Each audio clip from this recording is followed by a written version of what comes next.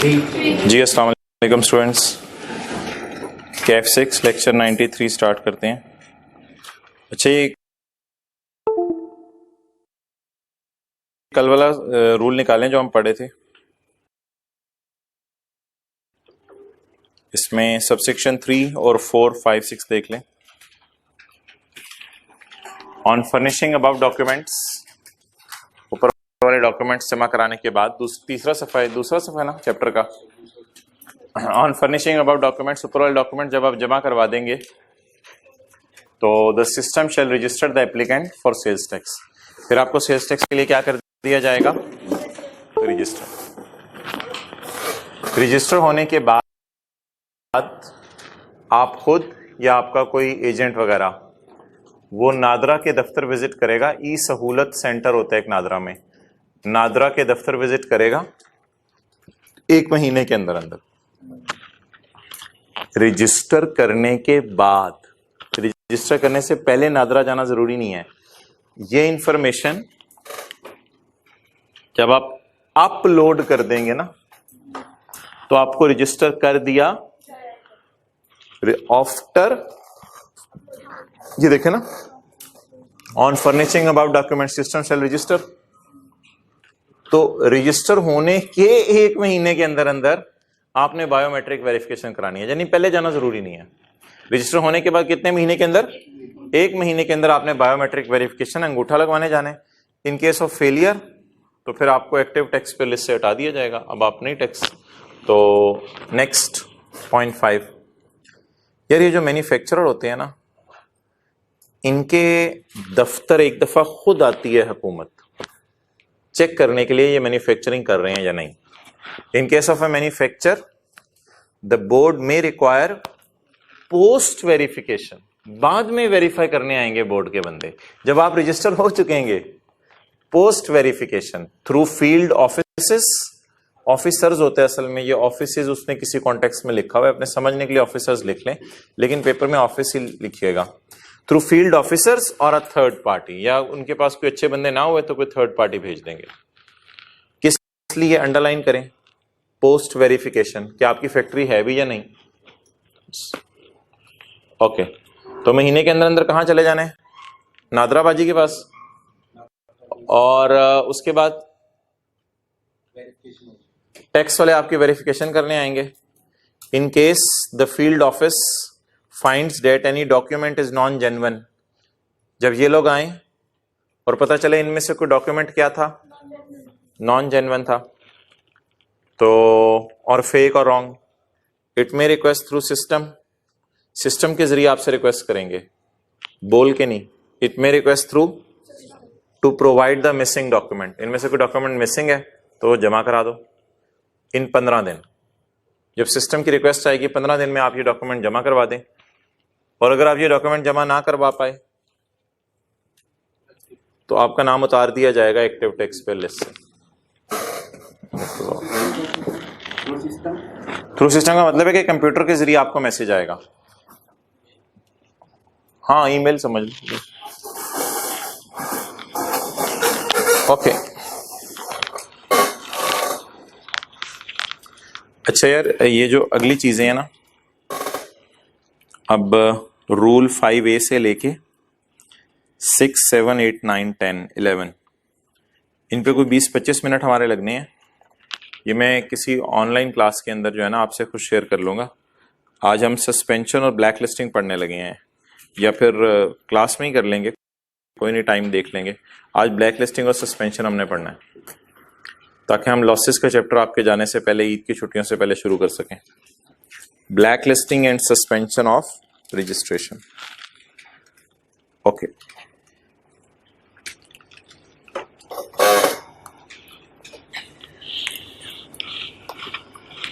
इसमें सबसे पहले हम देख लेते हैं कि किसकी रजिस्ट्रेशन सस्पेंड की जाएगी।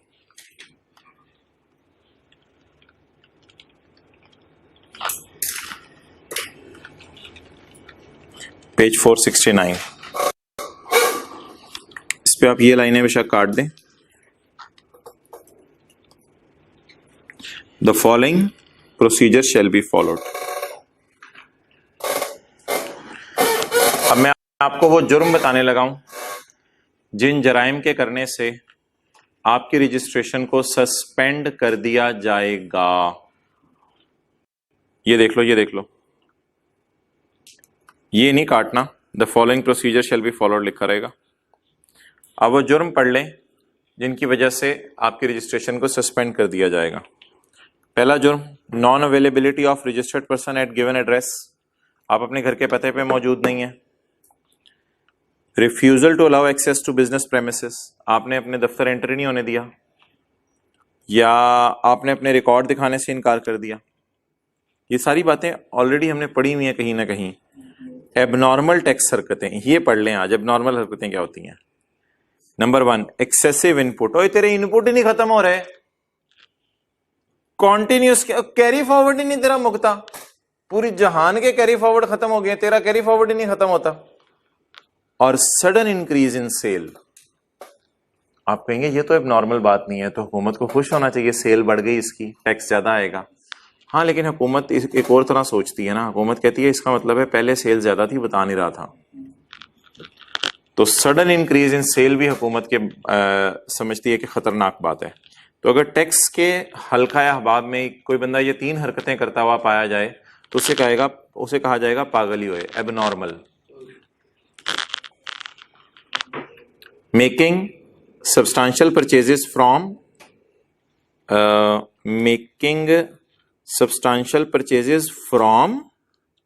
And substantial sale to other black listed और सस्पेंडेड पर्सन्स। तो दूसरे जो ब्लैक लिस्टेड या सस्पेंडेड पर्सन है उनकी सोहबत में आप रहते हैं। Non filing of sales tax return, लेकिन ये बात ना इधर जरा उसने वाजे किया ज्यादा। If a registered person does not file return for 6 months, तो कहा जाएगा ये रिटर्न जमा नहीं करा रहा, इसकी रजिस्ट्रेशन को क्या कर दिया जाए, सस्पेंड कर दिया जाए, लटका दिया जाए। तो non filing of sales tax return, नीचे जाके उसने वाजे किया कि कितने महीने तक रिटर्न जमा ना कराएं, मुसलसल 6 महीने तक, जनवरी से जून तक या फरवरी से जुलाई तक आपने रिटर्न जमा नहीं करवाई। ऑन शिकायत of a commissioner of any other इलाका, किसी और इलाके के कमिश्नर ने शिकायत लगा दी, रिकमेंडेशन, शिकायत या सजेशन, और any other reason to be specified by commissioner, या और कोई भी रीजन हो, तो इन वजूहात की वजह से आपको क्या कर दिया जाएगा, सस्पेंड कर दिया जाएगा। ज़बानी याद कर लें, फिर आगे चलते हैं। आपका मौजूद ना होना। नंबर 2,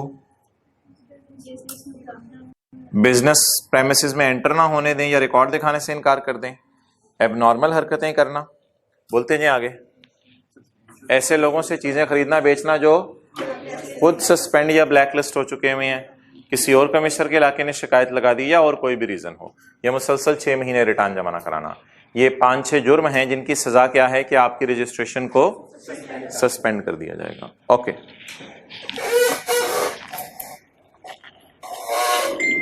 अब आप हजरात आ जाएं अगले से अगले सफे पे।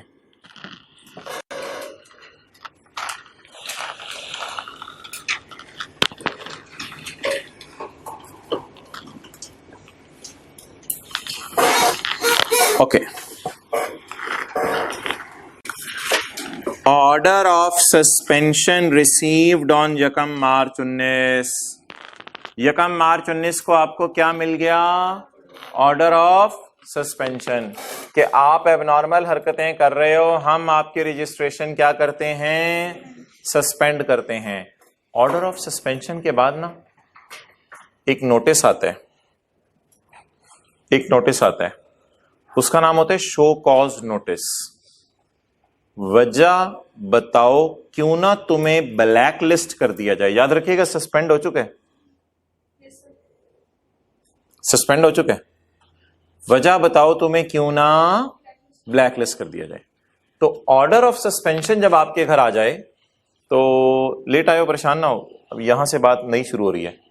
आपकी रजिस्ट्रेशन जब सस्पेंड कर दी जाए तो उसके बाद हुकूमत को चाहिए एज सुन एज पॉसिबल आपके घर शो कॉज नोटिस भेजे। ऑर्डर ऑफ सस्पेंशन में तफसील नहीं दी होती, शो कॉज नोटिस में फिर तफसील बताई जाएगी कि ये मसला हुआ था आपका, आप वजह बताओ क्यों ना तुम्हें ब्लैक लिस्ट कर दिया जाए। अब इसमें 2 पॉसिबिलिटीज हैं।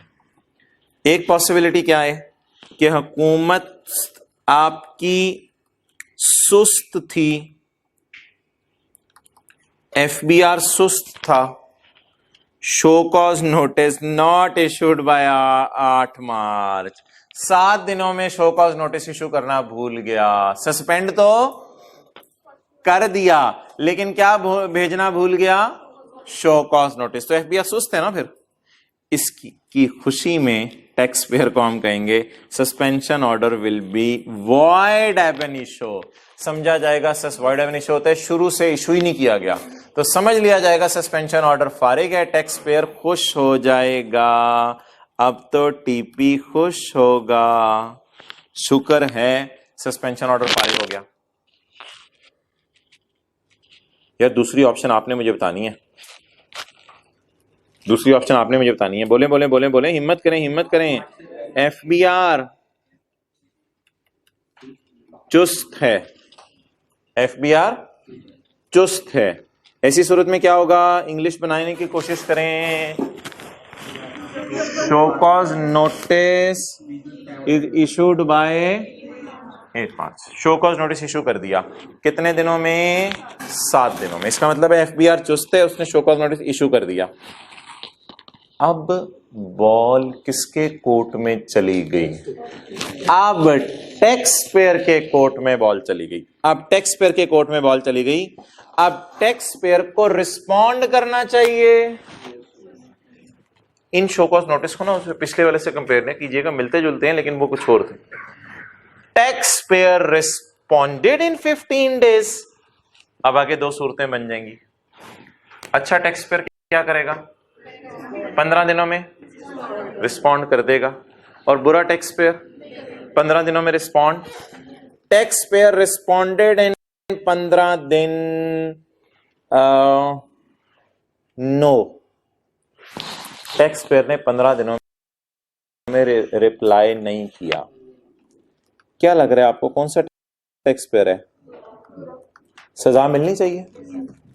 तो ये जरा जाती मारिएगा, ये he will be black listed. उसको क्या कर दिया जाएगा, ब्लैक लिस्ट कर दिया जाएगा।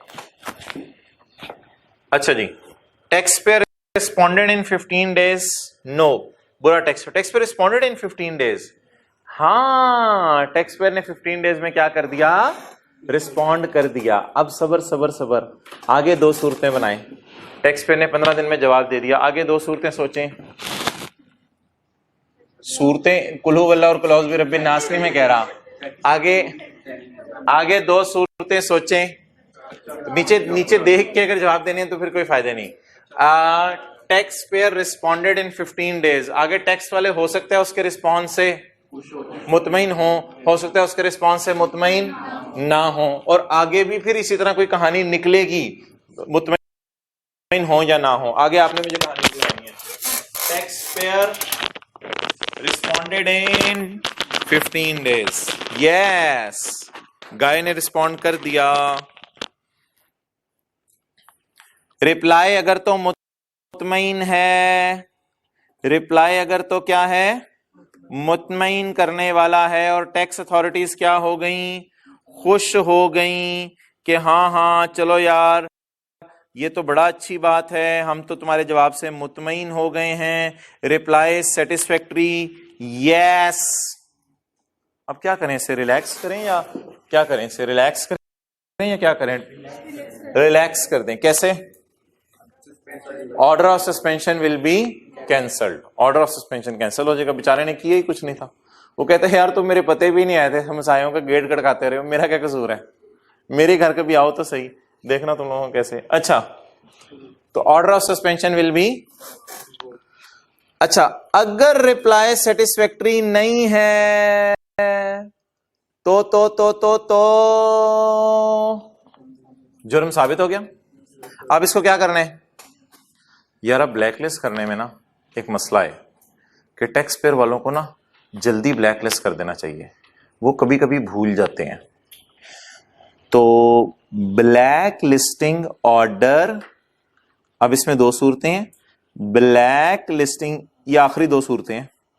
Black listing order issued in 90 days black listing order is not issued in 90 days.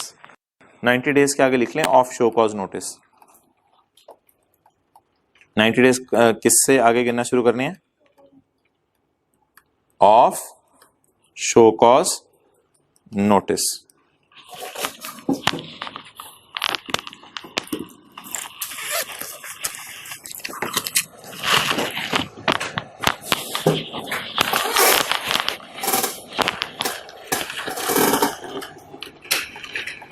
Ninety days of, और उधर भी 90 days of show cause notice. Okay, अच्छा सोचें यार इसमें अब क्या करें। अगर जुर्म साबित हो जाए और एफबीआर वाले चुस्त निकले और उन्होंने ब्लैक लिस्टिंग ऑर्डर इश्यू कर दिया, तो फिर तो ये ब्लैक लिस्ट हो गया। लेकिन ऑफेंसेस कंफर्म हो गया, जुर्म साबित हो गया, एफबीआर वालों से सुस्ती हो गई, black listing order is not issued in 90 days. FBR वाले सीन ते सुस्त निकले। आप बता दें इस सूरत में टैक्स पेयर को रिलैक्स करना पड़ेगा हमें, जाहिर बात है। Show cause notice will become void, he will be काला। इसको काले पानी में भेज दो, रोते खाए। भैंसे भी होती हैं साथ काले पानी में, उनके साथ गोते खाए। जी मोहतरम, काला मास्क पहना हुआ आपने क्या? अच्छा,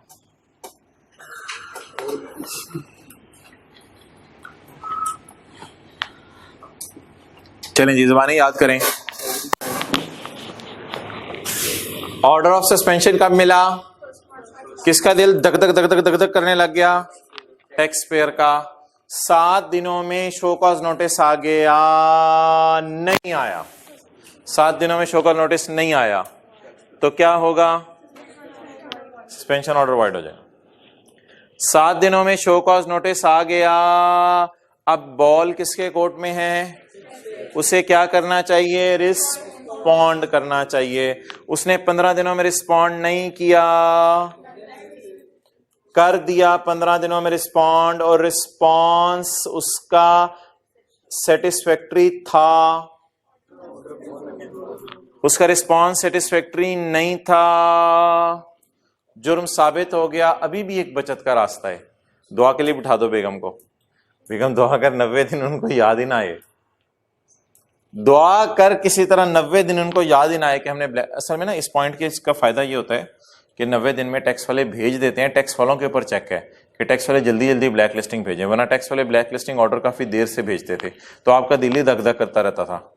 तो लेकिन 90 दिन में अगर टैक्स वालों ने ऑर्डर नहीं भेजा ब्लैक लिस्टिंग का, तो अब आपको ब्लैक लिस्ट नहीं किया जाएगा, वरना आपको ब्लैक लिस्ट कर दिया जाएगा।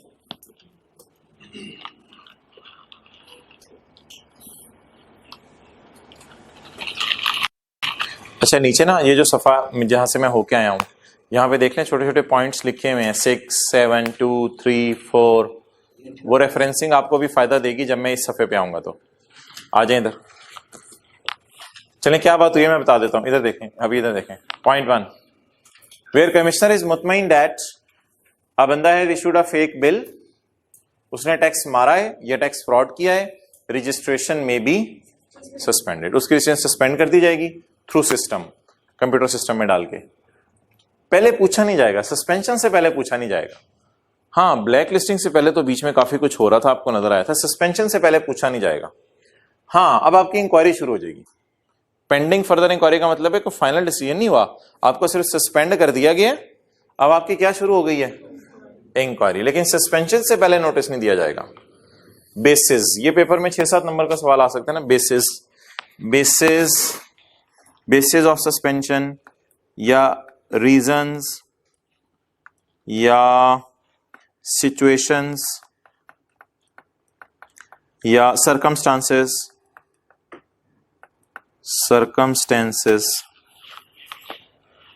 ये 3 के साथ बेशक आप समझने के लिए एच लिख लें, GH। तो ये 7-8 रीजंस हैं, सर्कमस्टांसेस हैं, सिचुएशंस हैं, जिनमें आपको क्या कर दिया जाएगा? सस्पेंड, एक्सेलेंट, मैंने कहा कोई ब्लैक लिस्ट बोलने लगा। इन 7-8 वजूहात की वजह से आपको क्या कर दिया जाएगा, सस्पेंड। पॉइंट 2 की हेडिंग दें, communication of order. Communication of order का क्या मतलब होता है, रिजल्ट आई कैप बना ले या बना के बताए भी, आपको सस्पेंड कर दिया जाए या आपको बताना भी चाहिए कि हमने आपको सस्पेंड कर दिया है, बताना चाहिए। तो पढ़ लें पॉइंट 2 क्या है, the written order of shall give the reasons for suspension, order shall be sent to the registered person, all बड़े बड़े टैक्स के दफ्तर, LTUs, large tax pay units, सारे छोटे छोटे टैक्स के दफ्तर, रीजनल टैक्स ऑफिसेस, और FBR के कंप्यूटर सिस्टम में भी ये बात डाल दी जाएगी कि ये बंदा सस्पेंड हो गया। ओके, हाँ LTU दफ्तर होते हैं, उसमें लार्ज टैक्स पेयर्स जाते हैं, ये समझ लो। ओके, ये बड़े बड़े शहरों में दफ्तर होते हैं। अच्छा, ये ना मुझे बता दें, जनरल टायर को आज हम ना सस्पेंड करने लगे हैं। किसी के मामू तो नहीं जनरल टायर में, जनरल टायर को हम सस्पेंड करने लगे हैं। तो मुझे ये बता दें, जनरल टायर के बायर कौन है, होंडा, और जनरल टायर के सप्लायर कौन है, यार वो शौकत रबड़ वाला, पता है आपको शौकत रबड़ वाला, शौकत रबड़ वाला। और आपको ना इसका लेवल नहीं पता, असल में जनरल टायर, पैंथर टायर, और जो जितने भी टायर आजकल मार्केट में ना, वो सब कहते हैं यार रबड़ हो तो शौकत की, तो वो इसी के पास जाते हैं, ये बड़ा मशहूर है। ऑब्वियसली आपको नहीं पता होगा क्योंकि आप अभी जो है वो घर से कॉलेज, कॉलेज से घर होते हैं। तो ये जो है ना, ये इनको मैं कह दूंगा ये हैं जनरल टायर के सप्लायर, और ये हैं जनरल टायर के कस्टमर, बल्कि बायर कहते हैं तो ज्यादा अच्छा लफ्ज है, ये जनरल टायर के बायर्स हैं। अब क्या होगा, जब जनरल टायर इनसे रबड़ खरीदता है, टायर बनाता है और इनको टायर बेच देता है, तो यानी कि जिसको आप इंट्रो की क्लास में कहते थे, ये हमारे क्रेडिटर्स हैं और ये हमारे डेटर्स हैं। अच्छा, अब आप कॉन्सिक्वेंसेस सुनना शुरू कर दें सस्पेंशन के, यानी सस्पेंशन की सजाएं सुनना शुरू कर दें। पहली सजा सुने सस्पेंशन की, क्या होगी, इन दोनों की सस्पेंशन अगर मुनासिब हो तो उसकी भी प्रोसीडिंग्स शुरू कर देनी चाहिए। पहली सजा ये होगी, इन दोनों को भी अगर सस्पेंड करना आपको लग रहा है बेहतर है, तो इन दोनों के खिलाफ भी केस शुरू कर दें। पहली सजा ये है, सजाएं पढ़ना शुरू करें सस्पेंशन की। पॉइंट 4, इन केस, ये मैं नोट करने का टाइम देता हूं, अभी वो नोट करना है आपने। इन केस वेयर होंडा और शौकत, लिख लो यार, मैं आपकी किताब तक आऊं तो आप कहोगे घर तक आ गए हैं। इन केस वेयर होंडा और Shaukat of suspended person, person से मुराद General Tyre, belongs to other इलाका, बिलोंग्स टू अदर इलाका, and they have to be suspended as well. और अब हम सोच रहे हैं उनको भी सोहबत की वजह से क्या कर दें, द कमिश्नर शैल बता अबू, कमिश्नर अपने अबू को जाके बताएगा, अबू होंडा को भी ना कर दें, बेटा तू जा शौकत नो भी कर दे, तीनों कौन पूछने वाला है। द कमिश्नर शैल इन्फॉर्म अबू to initiate the proceeding for suspension और blacklisting of them, them कौन है, होंडा और शौकत। क्लियर। ये जो है ना पॉइंट 4 और 5 की हेडिंग आपने बनानी है, कॉन्सिक्वेंसेस या सजा, जो भी आप समझे मुनासिब, कॉन्सिक्वेंसेस ऑफ सस्पेंशन।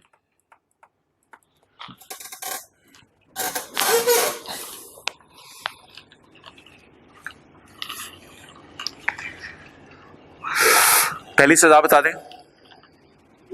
उनकी सोहबत वालों के खिलाफ इनिशिएट की जाएगी प्रोसीडिंग्स, उनकी सोहबत वालों की इनिशिएट की जाएगी, अभी फाइनल नहीं हुई।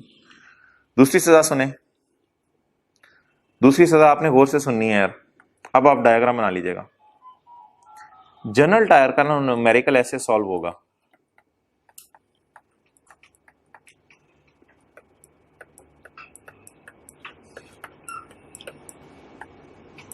जनरल टायर का सारा ही इनपुट डेड हो जाएगा। होंडा का न्यूमेरिकल ऐसे सॉल्व होगा,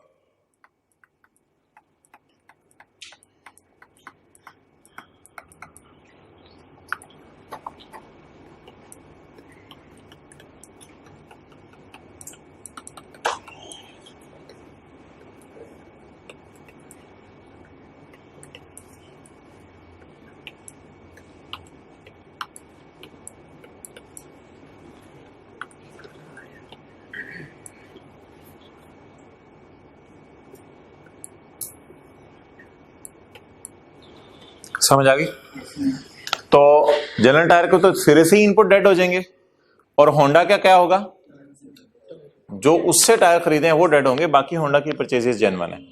चलें नोट कर लें, अगले सफे पे करना है, अगले सफे पे करने, सफे के एंड पे करना है, एंड पे करने, साथ वाले के मुंह पे रखते हैं। यार उसके सस्पेंशन शुरू कर दो ना, एक सजा तो उसको दे दी है, असल में उसने तो सेल में डाल के उससे पैसे ले लिए, इसलिए उसकी टेंशन नहीं है हमें।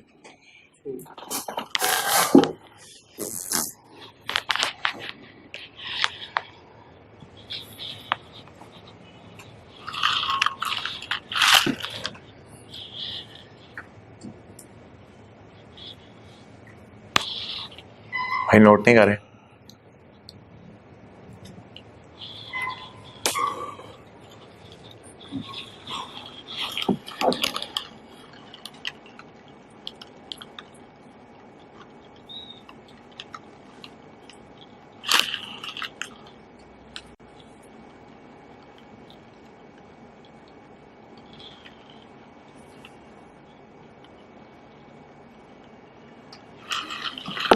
ओके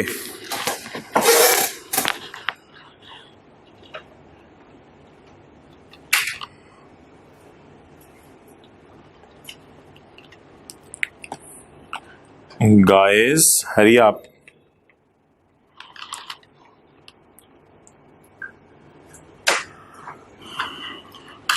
क्या प्रोग्राम है? बकरा कुर्बान करना है, वेड़ा कुर्बान करना है, ऊंट कुर्बान करना है, या अपनी ख्वाहिशात को भी कुर्बान करना है? ओके आगे आ जाए।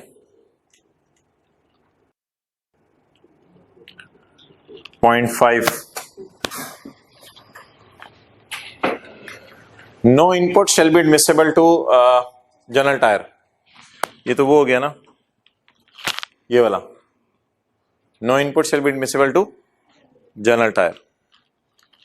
Similarly no input shall be allowed to Honda, no input shall be allowed to Honda on sales bill issued by General Tyre, on sales bill issued by General Tyre। अच्छा ये बड़ी अजीब सी बात है कि जो सेल बिल जनरल टायर ने issue किए हुए हैं वो सस्पेंशन पुराने वाले भी हो सकते हैं, सस्पेंशन के बाद वाले भी हो सकते हैं, और ड्यूरिंग जितना अर्सा सस्पेंशन रहा उसमें भी हो सकते हैं। तो ये सारे पुरानी नई परचेजेस और करंट परचेजेस क्या कर दी जाएंगी, डेड कर दी जाएंगी। अच्छा एक सवाल था इसमें, आप लोगों ने सवाल पूछा था, वो मुझे सवाल जरा निकाल के बताएं। ये प्रायर और आफ्टर वाला सवाल एक करवाया था मैंने न्यूमेरिकल्स में, आप लोगों ने एक सवाल पूछा था, उसमें से क्वेश्चन नंबर निकालें 2, पेज 479, पेज 479 पे क्वेश्चन 2 का पॉइंट 2, क्वेश्चन 2 के पॉइंट 2 का सेकंड बुलेट। मुझे इसमें बताएं कि इससे हमने चीजें कब खरीदी हैं तकी से? 22 जनवरी को चीजें खरीदी हैं, और इसे ब्लैकलिस्ट कब किया गया? तो कुछ लोगों ने सवाल पूछा था कि ये तो फिर तो इसको हमें अलाउ कर देना चाहिए, लेकिन नहीं भाई, सस्पेंशन और ब्लैकलिस्टिंग दोनों में ये रूल है कि पुरानी परचेजेस भी डेड हो जाती हैं, तो ये सजा है। वो बस फिर जाहिरी बात है कभी ना कभी तो रिलैक्स कर ही देते हैं ना, एहतियातन उसने कवर करने के लिए लिखा,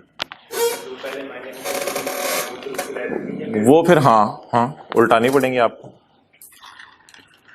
ओके अच्छा भाई ये दो कॉन्सिक्वेंसेज हैं, अब हम आगे मूव करते हैं।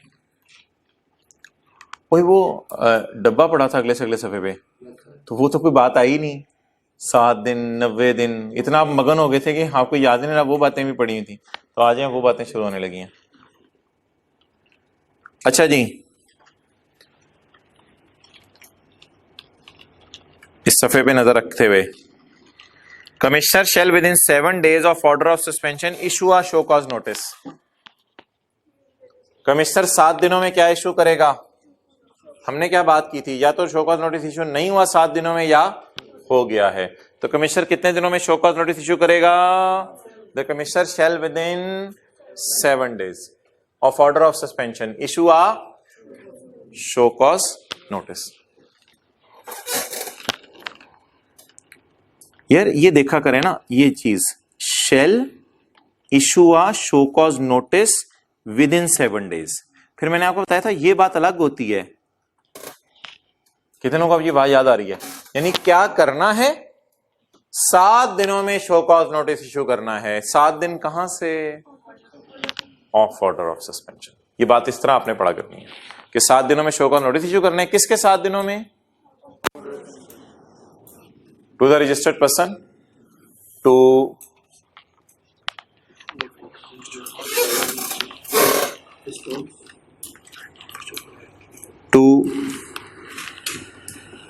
give him opportunity, afford की जगह to give him। तो a show cause notice shall be issued to registered person, to होना चाहिए था, to give him opportunity of hearing। भाई हम तेरी बात सुन लेंगे, तू परेशान ना हो, तुझे एक अपॉर्चुनिटी दे रहे हैं, आपकी बात सुन लेते हैं, आ जाए आप जल्दी टैक्स पेयर आए, आप 15 दिन में आ जाएं। शो कॉज नोटिस के 15 दिन में आप आ जाएं, हम आपकी बात सुन लेंगे, आप ऐसे ही परेशान हो रहे हैं। Tax payer responded in 15 days of show cause notice. ये जरा सही कर लें, टैक्स पेयर को शो कॉज नोटिस के कितने दिनों में रिस्पॉन्ड कर देना चाहिए? 15 दिन में। Tax payer responded in 15 days of show cause notice. Okay. The commissioner shall within 7 days of order of suspension issue a show cause notice to registered person, giving him opportunity of। आओ मैं आपको opportunity देता हूं, आपकी बात सुनते हैं बैठ के, लेकिन कितने दिनों के अंदर उसे चले जाना चाहिए? 15 days of issue, clearly indicating that he will be blacklisted if there is no response to notice।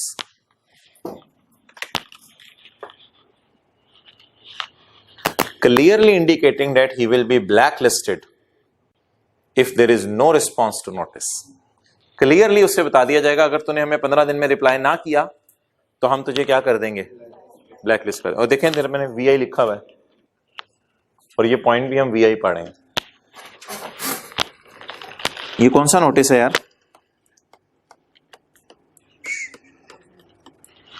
Clearly उससे बता दिया जाएगा अगर तूने रिस्पॉन्ड ना किया तो तुझे क्या कर दिया जाएगा?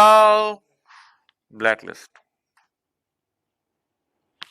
2-3 और भी सूरतें जब आपको ब्लैकलिस्ट कर दिया जाता है, ये तकरीबन ऊपर भी वही लिखी हुई थी। He has not provided the required record, he has not allowed access to business record, वही ऊपर वाली बात है, any other reason specified by commissioner। लेकिन ये जो है ना 6, ये जो 6 पॉइंट है, इसकी ओवरऑल हेडिंग अब क्या बनेगी? 6 पॉइंट की ओवरऑल हेडिंग बनेगी रीजंस ऑफ ब्लैक लिस्टिंग। ये रीजंस ऑफ सस्पेंशन नहीं है, इसकी हेडिंग बनेगी रीजंस ऑफ ब्लैक लिस्टिंग, या इसकी हेडिंग बन जाएगी सिचुएशंस ब्लैक लिस्टिंग की, या basis, reason, circumstances of black listing. Black listing आपकी इन 4 सूरतों में की जाएगी।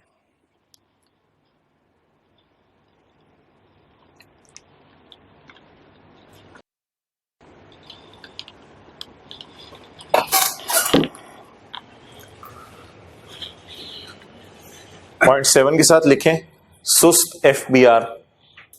सुस्त एफबीआर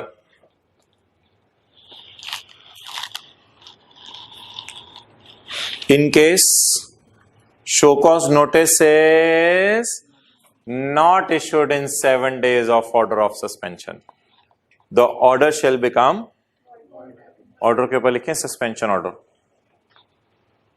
ये तो पढ़ा था ना, ये ये तो ऊपर ही पढ़ लिया था, ये वाला मैंने साथ लिखा हुआ है VII।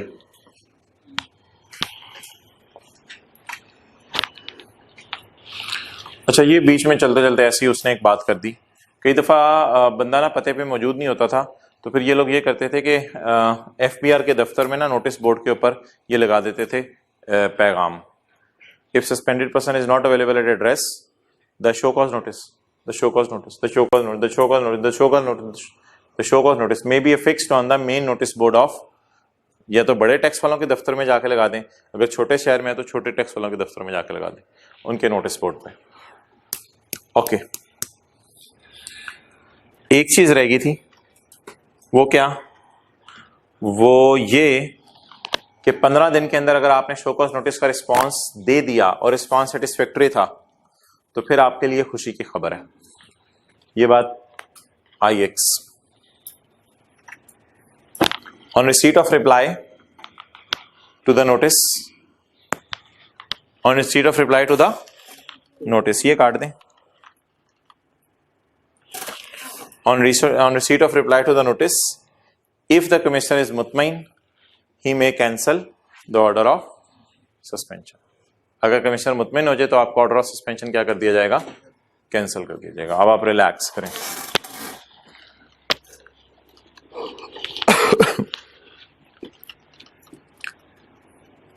Black listing,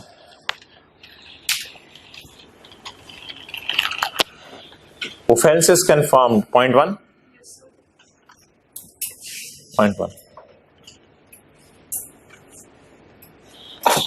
if offense is confirmed तो इसको ब्रैकेट में ले लें,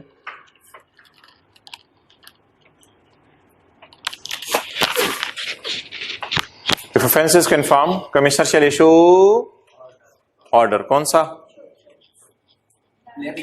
ब्लैक लिस्टिंग का। If offence is confirm, black listing order issue हो जाएगा।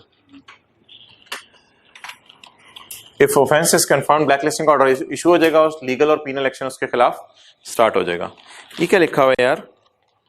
क्या कहते हैं? अपीलेबल। अपीलेबल का मतलब बताएं क्या है? हाँ, अगर आपको इस ऑर्डर के ऊपर कोई एतराज है तो आप कागज देना, कोई इस ऑर्डर के ऊपर कोई एतराज है तो आप कोर्ट में जाके इसके खिलाफ क्या कर सकते हैं?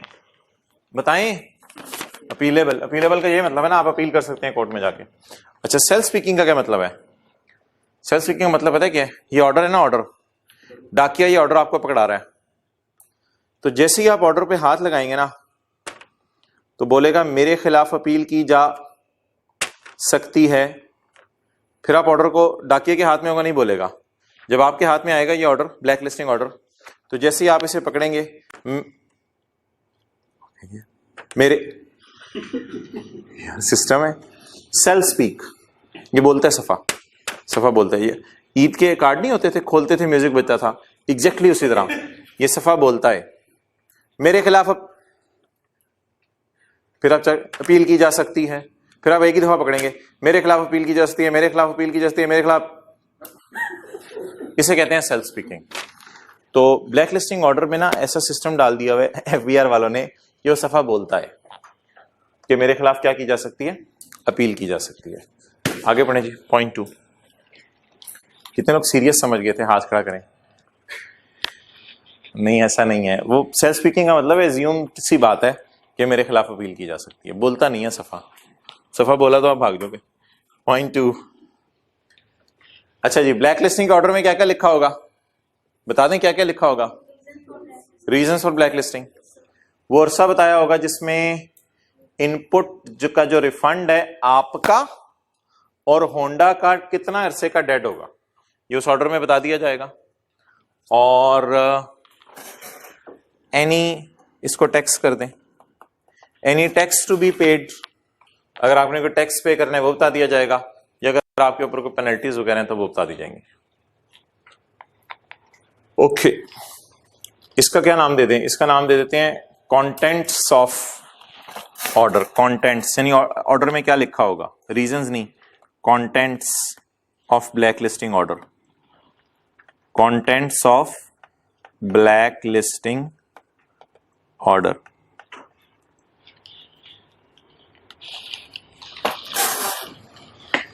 और ये बात अभी मैंने पढ़ाई है, ऑर्डर ऑफ ब्लैक लिस्टिंग 90 दिन में आपको दे दिया जाएगा, otherwise it will become void ab initio.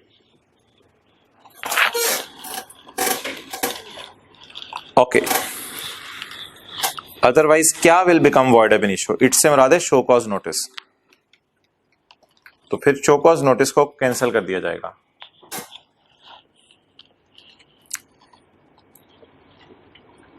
Okay, आखिरी कॉन्सेप्ट हजरात, कॉन्सिक्वेंसेस या सजा of black listing. Black listing की सजा.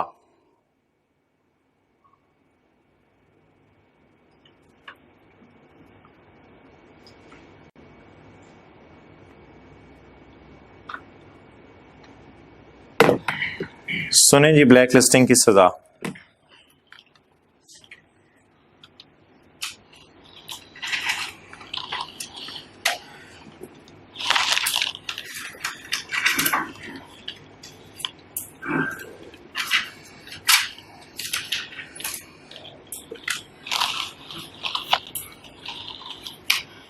चर्चा सुने, लफ्ज चर्चा. अब बस आपकी ब्लैक लिस्टिंग का चर्चा किया जाना है. यार इसको कराओ, यार इसको उनको कहो आज करें, तो वरना ये इसे डालनी पड़ेगी इस तरह. तो चर्चा. तो copies of order shall be sent to registered person.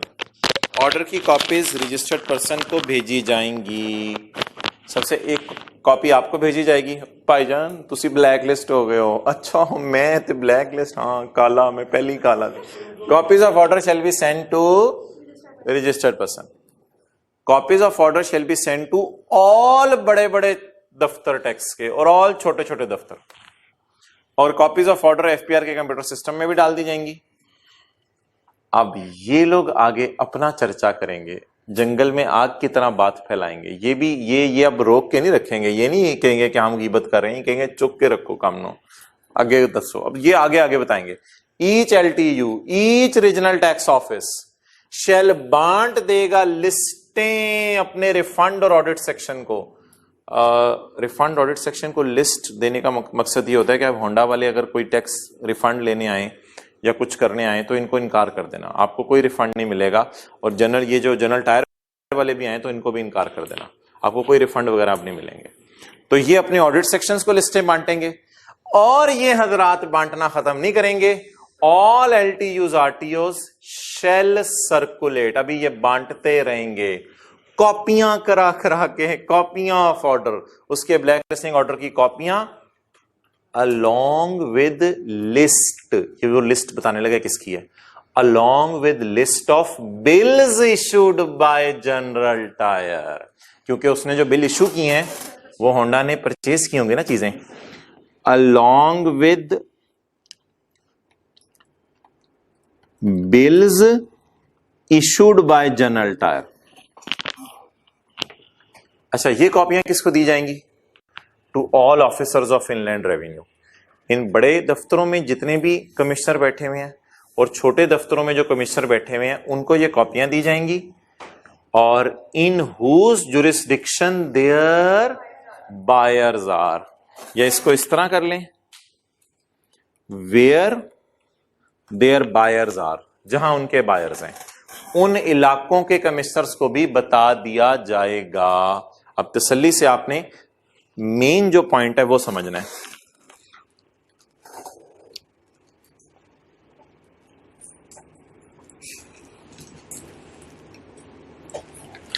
सबसे पहले किसको भेजी जाएंगी? रजिस्टर पर्सन अभी छोड़ें. shall we send to LTUs and all LTUs shall circulate copies to all officers. ये लोग फिर कमिश्नर्स को भेजेंगे. अब ये भी अपनी गेम बीच में डालेंगे. द ऑफिसर्स कितने रह गया है, shall issue show cause notice to Honda. अब ये होंडा को शो कॉज नोटिस इशू करेंगे। होंडा अब तू आजा, अब तेरी बारी है। अब यहां से होंडा की गेम शुरू होगी और पहले सफे से सारा वही सलूक जो जनरल टायर के साथ किया है अब वो हो सकता है होंडा के साथ भी करना पड़े। तो ये जो मैंने हाईलाइट किया है यहां से पता चल रहा है कौन कौन किसके सामने जाके क्या क्या चर्चा कर रहा है। तो ये हाईलाइटेड बात साथ वाले से आज हाईलाइटर ले ही लें, ऑरेंज कलर वाला या येलो वाला जो भी है उसके पास, तो इसको हाईलाइट कर लें।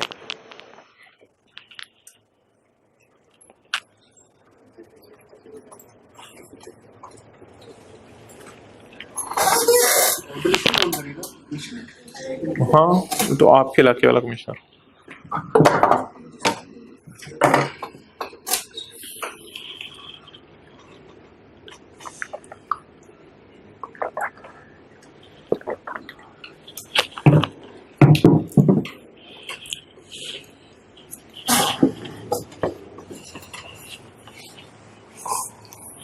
चलें ये अधूरा अधूरा पढ़े। Copy shall be sent to LTUs and RTOs। फिर LTU RTOs shall circulate copies to commissioners, वो क्या करेंगे, where their buyers are। Honda वाले कमिश्नर को चली जाएगी कॉपी कि जहां पर होंडा है उनके कमिश्नर को, और बिल भी चले जाएंगे जो जनरल टायर ने बना के दिए हैं होंडा की जो परचेज होगी। और इन द एंड अब आ जाके होंडा को पकड़ लो, the officer shall issue show cause notice to Honda for rejecting input। Honda तुम बताओ तुम्हारा इनपुट क्यों ना मैं डेड कर दूं, शो कॉज।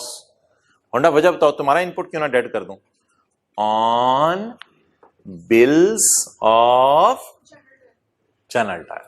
जनरल टायर के जो बिल तुम्हारे पास पड़े हुए उनका तुम्हारा इनपुट क्यों ना डेड कर दूं, and further decide the matter. एक मिनट, हाँ लेकिन इसमें शो कॉज नोटिस जाते ना, ये फॉर्मेलिटी तो पूरी होगी ना। And further decide the matter through self speaking appealable order. और फर्दर ये मैटर डिसाइड किया जाएगा। अब ये होंडा के बारे में डिसीजन होने, अब एक मिनट मैं सवाल लेता हूं आपके। अब ये होंडा के बारे में डिसीजन होने, होंडा के बारे में ये जो ऑर्डर है ना ऑर्डर, अब ये होंडा के बारे में डिसीजन होने। चलें जी, पॉइंट 456 आखिरी दफा पढ़ना हूं मैं। Copies of order shall be sent to LTUs, RTOs। Each LTU, RTO अपने रिफंड और ऑडिट सेक्शन को बता देगा। इसके बाद LTU, RTOs कमिश्नर्स को बताएंगे जहां जनरल टायर के बायर्स रहते हैं। फिर वो officers show cause notice issue करेंगे होंडा को कि होंडा अब तुम्हारा इनपुट हम डेड करने लगे हैं। तो इसको ब्रैकेट में ले सकते हैं ना, the officers shall issue show cause notice to Honda for rejecting input tax claimed, and further officers decide करेंगे matter through self speaking appealable order. जी मोहतरम। अच्छा अब ये 8 दिन वाला नोटिस होगा। हाँ ये उनका फिर एक अपना सर्कल चल पड़ेगा, जो होंडा का अलग से सर्कल होगा, वो फिर ऊपर से दोबारा चलाना शुरू कर दो। तो सर ये जो नीचे लास्ट टाइम लिखी है, ये पॉइंट 5 में जो कह रहे थे ऑल फोर के लास्ट में भी यही लाइन कह रहा है, 5 में उस पर एम्फेसिस कर रहा है। ओके अच्छा भाई, ये इधर अब सारा इधर ही बैठे बैठे ना याद करें जरा। सबसे पहले मुझे बताएं what are the reasons of suspension. वो मोटी मोटी याद हो रही हो देखे बगैर, बंदा मौजूद नहीं है, रिकॉर्ड नहीं दिखा रहा, एबनॉर्मल टैक्स प्रोफाइल है, 6 महीने तक रिटर्न जमा नहीं कराई, या और कोई रीजंस है। ये 5-6 मोटी मोटी बातें इधर ही बैठे बैठे याद हो गई। अगली चीज पॉइंट 2, ऑर्डर किस किस को कम्युनिकेट होने, टैक्स पेयर को कम्युनिकेट होगा, LTU RTOs को कम्युनिकेट हो जाएगा। पॉइंट 2 तो ये था। पॉइंट 4 और 5 है सजा। सजा सुने, सजा पहली सजा हो सकता है बायर्स और सेलर्स की, नहीं बायर्स और सेलर्स की सस्पेंशन करनी पड़े। और इनिशिएट करें उसके लिए प्रोसीडिंग्स, या दूसरी सजा इसका अपना इनपुट और इनका उससे बाय किया हुआ वाला इनपुट क्या हो जाएगा, डेड हो जाएगा। अगली बात पॉइंट 6, कमिश्नर को चाहिए, ये जबानी जबानी आप सुने, कमिश्नर को चाहिए सस्पेंशन ऑर्डर इशू करने के बाद 7 दिन में शो कॉज नोटिस भेज दें, और अगर 7 दिन में शो कॉज नोटिस भेज दिया उसने तो वो सेफ एंड के ऊपर है, और अगर 7 दिन में उसने शो कॉज नोटिस नहीं भेजा तो ये टैक्स पेयर को एक खुशी की खबर मिल जाएगी। ओके, शो कॉज नोटिस आने के बाद टैक्स पेयर को चाहिए 15 दिन में रिप्लाई कर दे। अगर टैक्स पेयर का रिप्लाई मुतमईन हुआ तो वो रिलैक्स करे, और अगर 15 दिनों में टैक्स पेयर रिप्लाई ना कर पाया, ये सारा था। ब्लैक लिस्टिंग में आए, ब्लैक लिस्टिंग का ऑर्डर आपको आ जाएगा अगर आपका जुर्म, जब ऑर्डर आएगा ज़बानी ज़बानी याद करें ऑर्डर में क्या क्या लिखा होगा, रीजंस ऑफ ब्लैक लिस्टिंग, कितने अरसे के इनपुट्स वगैरह लोगों के डेड किए जाएंगे, और टैक्स वगैरह जो आपसे लेने हैं वो लिखा जाएगा। इसके बाद ये रिलैक्सेशन दी जा रही है कि अगर 90 दिन में ब्लैक लिस्टिंग ऑर्डर इशू, अगर बोलो बोलो 90 दिन में ब्लैक लिस्टिंग ऑर्डर इशू नहीं हो तो इसका बेनिफिट क्या मिलेगा, शो कॉज नोटिस कैंसिल हो जाएगा। और ये तो कॉन्सिक्वेंसेस किसके थे, ब्लैक लिस्टिंग के। चलें यार ये पढ़ लें, ये इनकम टैक्स में पढ़ा हुआ है ऑलरेडी इस तरह की चीजें, ये अब पढ़ लें फिर खत्म करते हैं। पेज 472 फिर पास पेपर शुरू करते हैं। Page 472 filing of return, return का चैप्टर उधर पढ़ा हुआ है ना, फाइलिंग ऑफ रिटर्न। इसमें वैसे छोटी सी एक ये बात शायद नई है कि एक बंदा सेल्स टैक्स का काम भी कर रहा है और फेडरल एक्साइज का काम भी कर रहा है। फेडरल एक्साइज में रिटर्न जमा कराने की तारीख है 20, फेडरल एक्साइज में रिटर्न जमा कराने की 20 तारीख है, लिखनी नहीं आपने। मुझे बता दें एक बंदा दोनों काम कर रहा है, सेल्स टैक्स का भी फेडरल एक्साइज का भी, तो सेल्स टैक्स वाले कह रहे हैं 15 को रिटर्न जमा कराओ, फेडरल एक्साइज वाले कह रहे हैं 20 को। ये बंदा कब जाए, पढ़ के बताएं, ये बंदा कब जाए। हाँ, सेल्स टैक्स का काम आपका ज्यादा है तो सेल्स टैक्स आपने करोड़ों रुपया देना है तो फिर सेल्स टैक्स वाले तारीख को चले जाएं, और अगर फेडरल एक्साइज आपने करोड़ों रुपया देना है, सेल्स टैक्स लाखों में देना है, तो फिर आपकी मर्जी है, जो एक्टिविटी आपकी मेजर है, मर्जी भी नहीं बल्कि जो एक्टिविटी आपकी मेजर होगी उसके मुताबिक। Where a person operates in different sectors with different dates of returns have been prescribed in law, in falan law and falan law, he shall file a single return for all sectors by the due date applicable to his major activity. अच्छा, कल एक return पड़ी थी bye bye return, वो तो final थी, ये annual है। ये एनुअल है सिर्फ कंपनीज के लिए और ये बाइंडिंग है। कंपनीज ने 12 महीने की रिटर्न्स भी जमा करानी होती हैं 12, और एक एनुअल भी जमा करानी होती है। तारीख इसकी वही इनकम टैक्स जैसी मिलती जुलती है, 30 सितंबर। तो every registered person is private और public company shall file annual return by 30 September.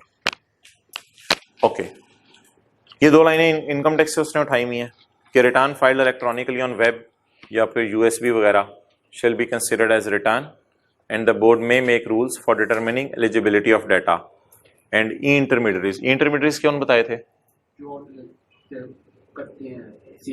Excellent, CAs और लॉयर्स, सीएज और लॉयर्स बताए थे। इंटरमीडियरी ये लोग क्या बना के देते हैं, रिटर्न बना के देते हैं। तो सीएज और लॉयर्स होंगे जो रिटर्न का डाटा डिजिटाइज करेंगे। डिजिटाइज का क्या मतलब था, टाइप करेंगे और इलेक्ट्रॉनिकली जमा करा देंगे।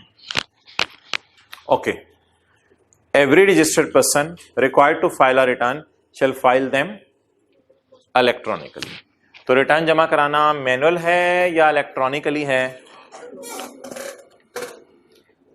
ये बात हमने जो कल पढ़ी थी वो बात पुरानी हो गई भी है, नई बात मैंने आज आपको पढ़ाई है। कल मैंने सेक्शन 26 पढ़ाया था चैप्टर 22 में, वो बात बिल्कुल पुरानी है। आपने रिटर्न बैंक में जमा करानी है या किसी एफबीआर के दफ्तर में, बिल्कुल ऐसा नहीं हो रहा आजकल, ना आप बैंक में रिटर्न जमा कराते हैं ना आप एफबीआर के दफ्तर में। Every registered person shall furnish return in bank और ऑफिस। ये बात कल पढ़ाई थी, ये बात पुरानी है, नई बात ये है।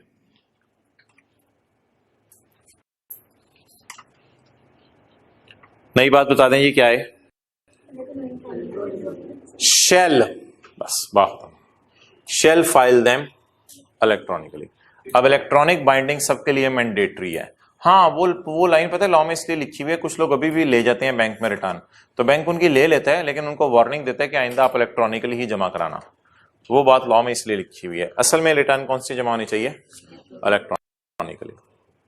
अच्छा, तो यार रिटर्न इलेक्ट्रॉनिकली जमा कराना तो टैक्स भी नहीं? नहीं, a registered person filing return electronically shall pay sales tax in any of the branch of National Bank of Pakistan on prescribed payment चालान। बल्कि आईकैप के लिए भी शायद फीस चालान अलग बना हुआ है, फैसल बैंक वालों ने अलग बनाया हुआ है।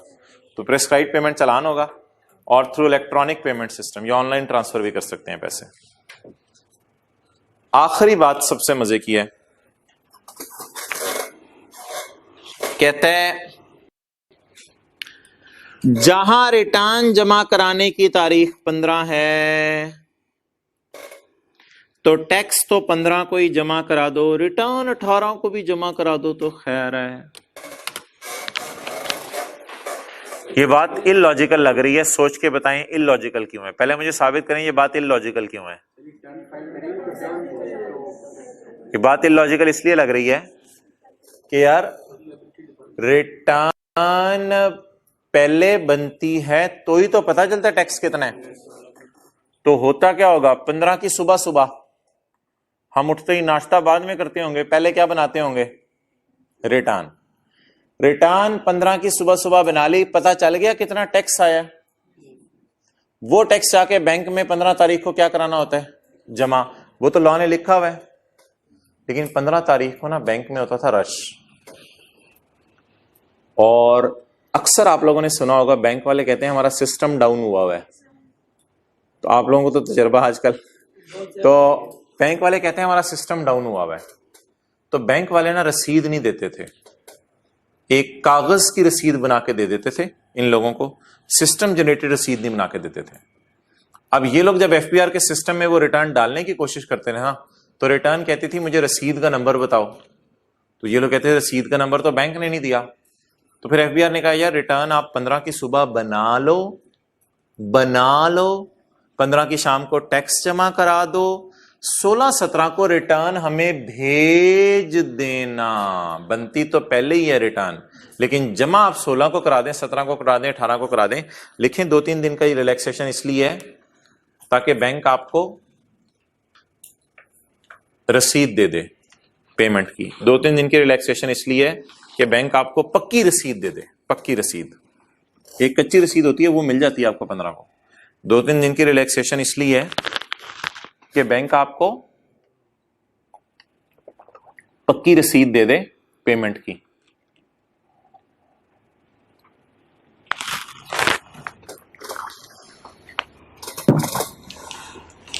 एनुअल फाइलिंग वाली बात है, सेक्शन 26 वाली है।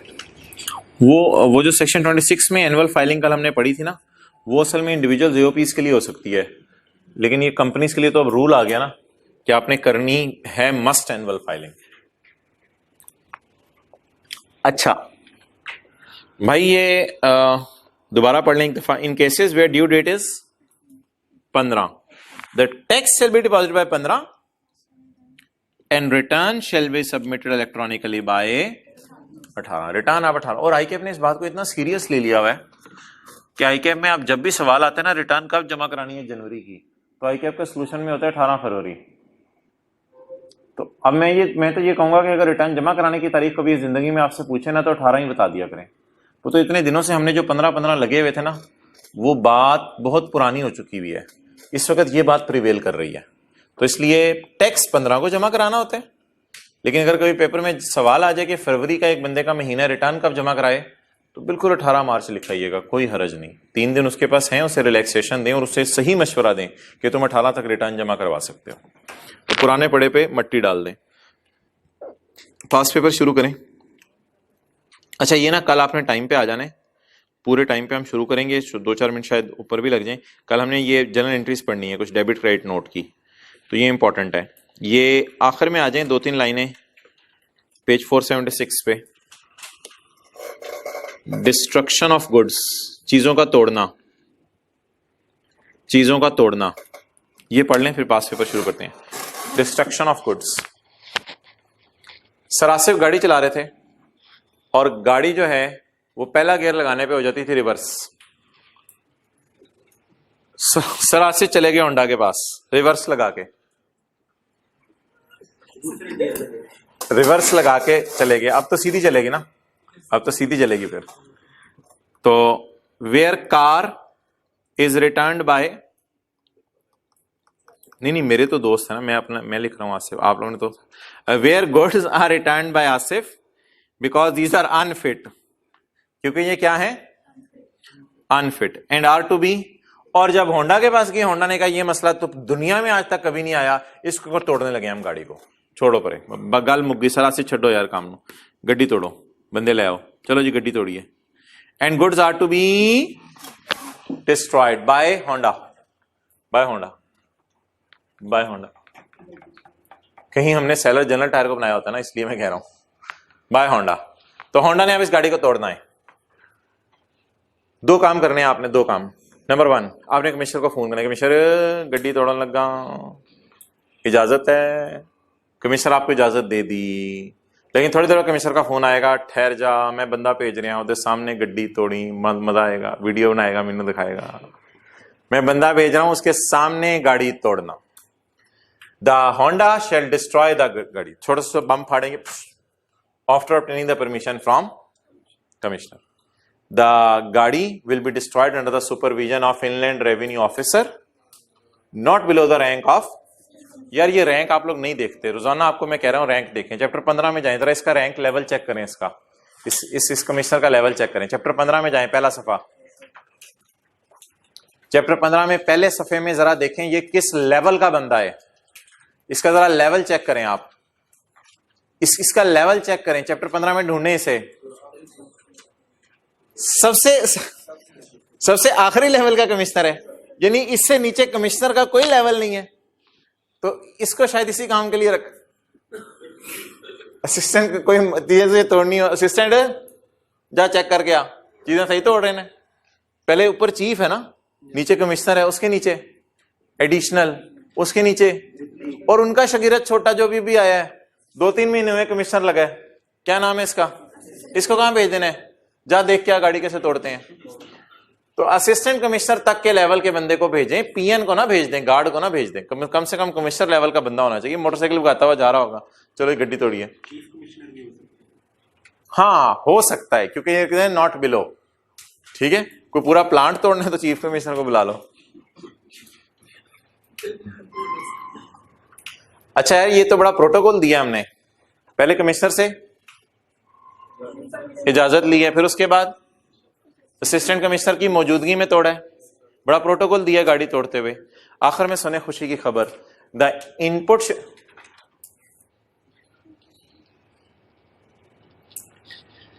ये दिन देखने के लिए तुमने ये काम कराया था मेरे से। ओए कमिश्नर, ओए तेरे को इजाजत ली सी, शर्म नहीं आंदी, तू बंदा भेजा सी, ये सुनने के लिए तेरे बंदा भेजा था, तो हमें बता देता, हम वैसे ही तोड़ देते। आखिर में जाके अगर तुम्हारे से यही मैंने सुननी थी तो ये किया धरा है तुम्हारी पूरी जिंदगी के। अच्छा, the input credit in respect of good destroyed shall not be admissible. तो देखने में तो ये बड़ी बुरी बात लग रही है ना, कि अब इतना कुछ किया भी और फिर पता चलेगा जो टायर उस गाड़ी में लगे हुए थे उसकी परचेज पे 17 लगाने की इजाजत नहीं है। लेकिन एक रिलैक्सेशन मिलेगी, वो सुन लें, अगर आप उनकी मौजूदगी में ना तोड़ते ना, तो उन्होंने 35 लाख पे 17% लगा के 5,10,000 आपसे मांगना था, लेकिन अब वो 5,10,000 आपसे मांगेंगे नहीं, बल्कि मांग भी चुके हैं ना, अगर सरासे वाला बिक के जा चुका है, वो 5,10,000 आपको वापस कर देंगे आके, क्योंकि ये गाड़ी आपने उनकी मौजूदगी में तोड़ी है। तो आपकी गाड़ी सेल में नहीं जाएगी, ये बेनिफिट होगा। परचेज तो उसकी क्या हो जाएगी, डेड। बेनिफिट सुने क्या होगा, बेनिफिट उर्दू में लिखें, बेनिफिट ये होगा। अच्छा देखिए ना, अगर आप गाड़ी उनको बताए बगैर तोड़ते, उन्होंने क्या समझना था, आपने सेल कर दी, तो उनको बताने का फायदा क्या हुआ कि वो सेल में नहीं डालेंगे। लिखें, बताने का, एक मिनट, बताने का फायदा ये होगा कि अब गाड़ी की सेल पे 17% नहीं लगेगा। बताने का फायदा ये होगा अब गाड़ी की सेल पे 17% नहीं लगेगा,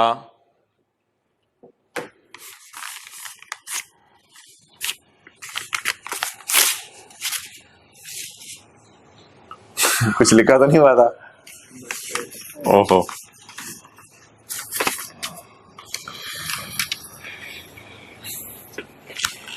अच्छा जी, ये नोट वैसे आपको पढ़ने की जरूरत नहीं है, उर्दू में आपने लिख लिया वो बात काफी है। तो बताएं जी, इस गाड़ी का इनपुट क्या हो जाएगा? डेड हो जाएगा, बस इसके सेल पे 17 नहीं लगेगा। यार मैं आपका सवाल ले रहा हूँ, एक मिनट, मुझे ना सिर्फ ये आप पास पेपर का एक छोटा सा सवाल कर दें, मुझे बता दें किस किस ने किस किस तारीख को रिटर्न जमा करवानी है।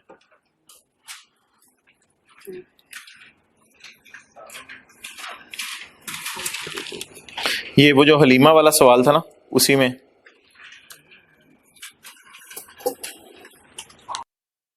Question 47, under the provision status in 1990 and rules made there identify the last date. Identify the last date का क्या मतलब होता है? डेट लिख के आनी है या लॉ की provision? Identify, identify the last date for filing of return. साराबाजी ने यकम अगस्त 2012 को अपने आप को रजिस्टर करवाया, तो फिर इसका पहला महीना कब एंड होगा? 31 अगस्त को। तो लिख दें 15 सितंबर लिख दें या 18 सितंबर? 18 सितंबर लिख दें, मुझे नया वाला आज पड़ा है। 18 सितंबर को ये रिटर्न जमा करवाएंगी। अच्छा जी, Fatima filed the return for month of July 12 on 10 August. Fatima वेल्ड, अखीर कर दिया तूने। लोग 15 तारीख तक जमा कराते हैं, तूने 10 को जमा करा दिया है। अब तेरा मसला क्या है बोल? She wants to revise her return, कहती है मेरे से कुछ गलतियां हो गई थी तो मैं रिटर्न रिवाइज करना चाहती हूँ। खोलें page page page page page page page page page page. ओ भाई, ये नहीं पूछ रहा कि हुकूमत को फायदा पहुंचाना है नुकसान पहुंचाना है, खुदा के लिए साइड पे ना जाएं, जनरल रूल बताएं। जो page page page return revise करना चाह रही है, पेज नंबर कल पढ़ा है, रिंग बाइंडिंग करा लें किताब की। जी जी 450, ये जो 456 पेज है इस पे बताएं कितने दिनों में रिटर्न रिवाइज करनी होती है? 120 डेज में। अब मुझे बता दें 120 डेज अब कहां से गिनना शुरू करेंगे? 11 अगस्त से। 10 को ना गिनिएगा बीच में, लेकिन मैं क्वेश्चन मार्क लगा रहा हूं। 120 डेज आपने घर में गिनने हैं। उसमें मेरी सजेशन है पहले कुछ दिन उंगलियों पे गिन लीजिएगा, फिर आगे कैलकुलेटर की हेल्प ले लीजिएगा। तो एग्जैक्ट डेट आपने लिखनी है, फिर सॉल्यूशन से मैच करनी है, क्योंकि क्या लफ्ज लिखा हुआ है? 120 दिन नहीं लिख के आएंगे, डेट लिखनी जरूरी है। Amna engineering limited is registered under sales tax act 1990। ओ भाई, शी इज नॉट आमना, ये तो कंपनी है। तो आमना तो नाम है इंजीनियरिंग लिमिटेड, ये तो कंपनी है। AEL wants to file annual return। आज पढ़ी है, जाएं पेज नंबर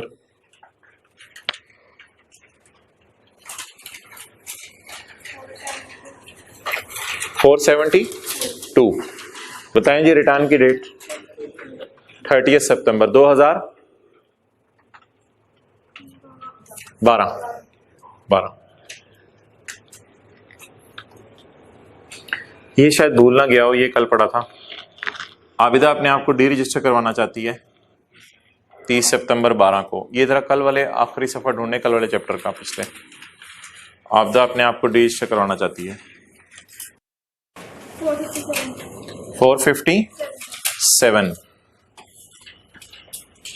47 पे देखें इसने क्या लिखा हुआ है डी रजिस्टर में। रिटर्न का नाम पहले बताएं, डी रजिस्टर वाले के रिटर्न का। Final return, excellent, final return. तो फाइनल रिटर्न वाले ने कब जमा करवानी होती है? As directed by commissioner. Okay, ऊपर आए क्वेश्चन 37। क्वेश्चन 36 का बी, 36 का बी सही। डिस्ट्रॉय करना चाहते हैं, तरीका बता दे। कमिश्नर से इजाजत ले और असिस्टेंट कमिश्नर लेवल का बंदा आएगा कम से कम, और वो आके अच्छा ये बस एक छोटा सा काम और कर लीजिएगा। ये ना न्यूमेरिकल है, क्लेवर वाला, इसमें एडजस्टमेंट्स तो कोई नहीं है इतनी, लेकिन मुझे डर लग रहा है कहीं न्यूमेरिकल का फॉर्मेट ही ना आपको भूल जाए अगर न्यूमेरिकल ना दिए गए, क्योंकि आप याद भी करने तो क्लेवर वाला न्यूमेरिकल किधर है? क्वेश्चंस 10 है, हाँ ये क्लेवर वाला न्यूमेरिकल कीजिएगा। ओवर, ये होमवर्क में क्वेश्चन 10 कर लीजिएगा चैप्टर 25।